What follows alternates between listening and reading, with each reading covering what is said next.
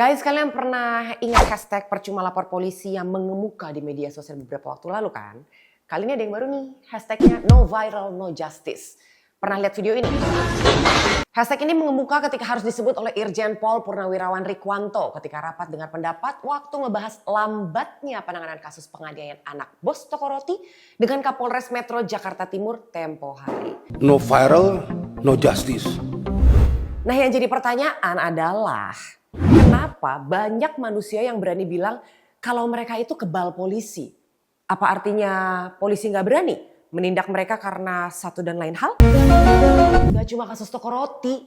Akhir-akhir ini media sosial juga rame soal gak cuma lambatnya penanganan kasus yang dilakukan oleh kepolisian, tapi bahkan kasus yang dilakukan oleh oknum polisi itu sendiri.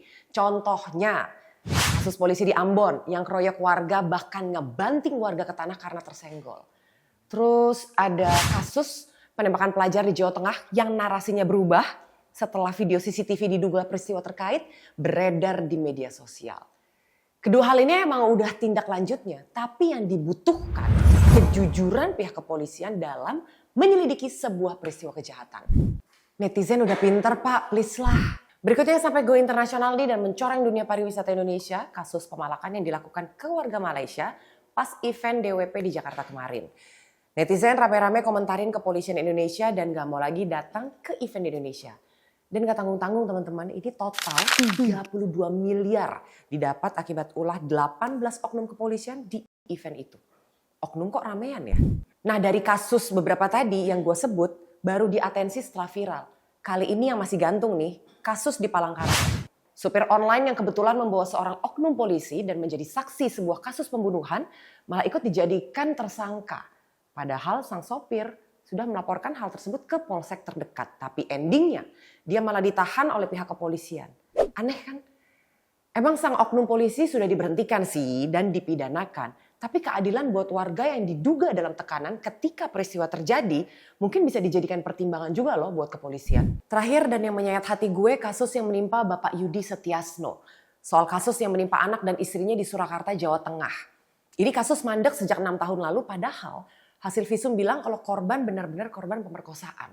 Pak Yudi bahkan dituduh sebagai pelaku dan bukan pelapor.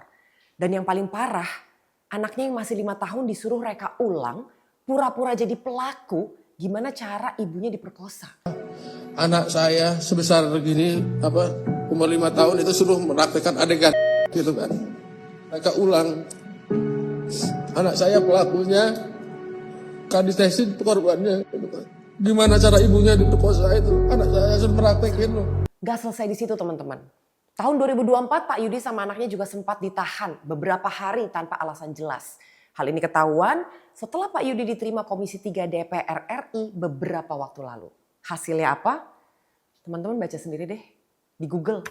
Terus nilai sendiri. Well teman-teman ini cuma segelintir kasus yang mencoreng nama baik instansi Polri. Meskipun kita percaya bahwa masih banyak polisi-polisi baik yang lain. Dalam anggaran APBN 2025, kepolisian memiliki anggaran terbesar kedua, jauh di atas anggaran pendidikan dan kesehatan. Seharusnya nggak ada alasan lagi untuk Polri tidak bekerja dengan maksimal untuk warga. Tugas berat pula bagi Kapolri untuk membenahi dan mengawasi anak buahnya ke depan. Jangan sampai keinginan netizen Polri di bawah TNI menjadi kejadian. Kita kan nggak mau lagi balik ke Orde Baru. Bravo Polri, salam presisi.